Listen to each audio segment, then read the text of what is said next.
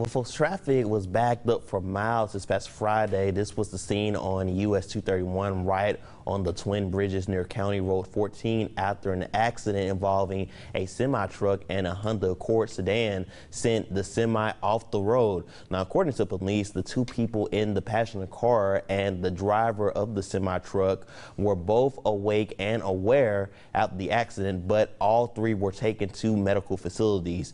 We know at this hour the two injured in the Honda Accord are both baseball players at Wallace College. One is Ryan Self of McDonough, Georgia, and the other is Jose Cesario of Tampa. In Enterprise, a 22-year-old man has been arrested for multiple sex crimes against a 15-year-old girl. Justin Anthony Smith Jr. has been charged with rape, sodomy, and traveling to meet a child for an unlawful sex act. Enterprise police were called Wednesday about a missing 15-year-old from Bullock County believed to be in Enterprise. She was located yesterday with Smith, and investigators believe the girl was picked up in Bullock County and brought to Enterprise by Smith.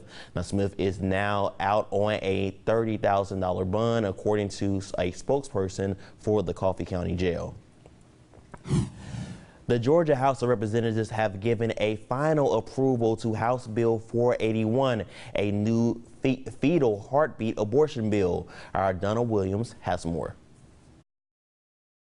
As a woman, I feel like a woman should do what she chose to do with her body. So exactly what is the House Bill 481, better known as the Heartbeat Bill? The Heartbeat Bill would ban most abortions after a fetal heartbeat is detected, which is usually around 6 weeks. Georgia would be the third state to enact this bill. Now, there are some exceptions to this bill. If a woman is raped, she must first file a police report. If the police report isn't filed, this woman will not be eligible for the abortion. Other exceptions can be made, such as incest. For a woman who is facing life-threatening complications with her pregnancy, an abortion can be considered. The bill has to be approved by Governor Brian Kemp, who is in favor of the bill. Just last month, Governor Kemp tweeted, "Georgia values life." Because of this bill, many of the Hollywood elites and Georgia-based television film industry workers are protesting the Heartbeat Bill. Actress Alyssa Milano has been very vocal about the bill.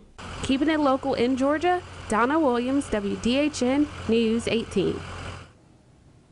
All right, now continuing to keep it local, and as of now, women in Georgia can seek abortion up to 20 weeks, and the Heartbeat Bill will go into effect in January 2020. Now, April is National Child Abuse Prevention Month, and this year the Southeast Alabama Child Advocacy Center is kicking off their 25th year of coordinating a community-wide Blue Ribbon Project. Now, the Blue Ribbon Project is the national symbol of the need to protect children, and the purpose of the campaign is to raise awareness about child abuse and to generate support for the program and services used to help victims. Services such as forensic interviews and therapy are also offered free of charge to help reduce the trauma experienced by children who have been abused. Blue Ribbon is a wonderful way for us to shine a light on the work that the Child Advocacy Center does every day along with our team members in the community. It helps us raise awareness, encourage people to get educated about the warning signs of abuse and what to do if they are concerned that someone is being abused. Last year, the CAC provided interviews to 526 children with new allegations of abuse and more than 1,700 victims of abuse and their supportive families. The members received therapy, crisis counseling, and criminal justice support services.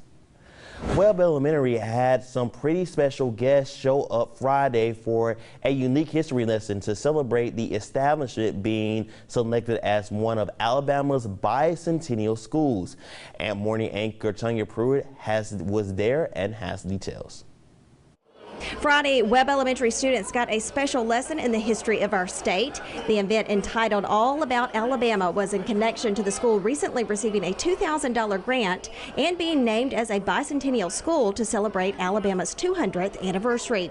Webb is currently trying to now become one of the state's bicentennial elite schools. 3 schools from each congressional district will soon be chosen. So we have to do something good and honorable for Alabama. In February, all 470 of Webb's students visited Governor Kay Ivey as well as Alabama Public Television. During that field trip, Jeremiah Hall, a 6th grader at Webb, got a business card of Roy Clem, the chair of APT, with the intent of inviting him to their event Friday.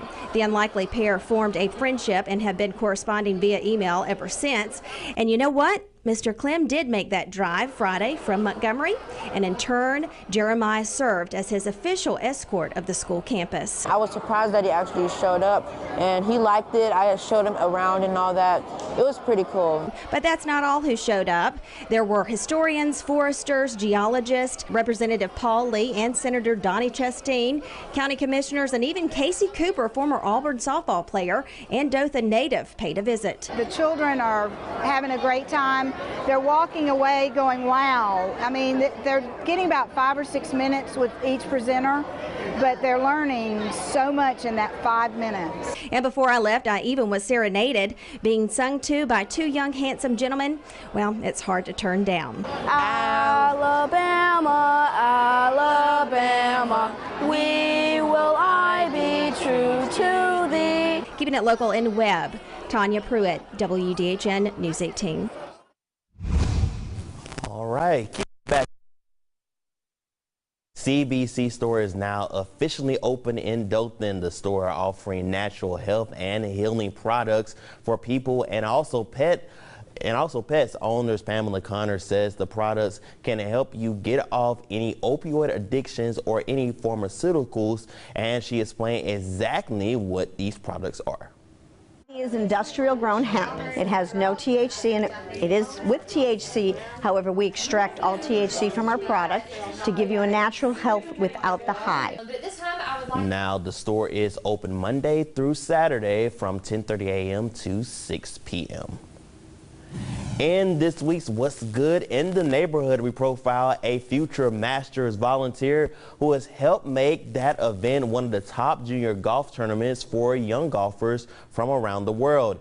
WDHN's Mike Gerspan says Angela Turner assists many of the young competitors and their families become accommodated to Dothan and the Wiregrass for the weeks-long event. The last 23 years, Angela Turner has been an integral component to the annual Future Masters event held in late June. The upcoming 2019 event will mark the Future Masters' 70th anniversary. For Angela, it's a thrill to see those young competitors who go on to win PGA tournaments and even the Masters like Bubba Watson at Augusta National. But I've been a part of something that being able to watch those young boys grow into men and to be successful, and not only in golf, but in life and in business, and to hear the stories. I mean, it's just amazing to hear the stories people talk about it. With a field of 450 golfers in age brackets ranging from 10 and under to 18, many of the competitors are coming from across the country and around the world. Angela and her staff work to find accommodations and other amenities for the out-of-towners. One of our starters, Johnny Culpepper, I mean, he's been our starter and been involved in this tournament for probably over 50 years. And, you know, these people don't get paid. They do this because they love it, and they have a passion for junior golf and a passion for the Future Masters in the Dothan Country Club here. 4 of the last 11 Master champions have played in the Future Masters. For Angela, it's a labor of love to meet these young people and their families from all corners of the earth. For What's Good in the Neighborhood in Dothan, Mike Gerspan, WDHN News.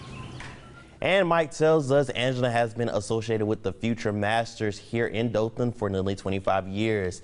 All right, now we'll be right back after this break, so make sure you stay with us, and we'll get a final check on that forecast, so make sure you continue to stay with us. Wake up Wiregrass this morning.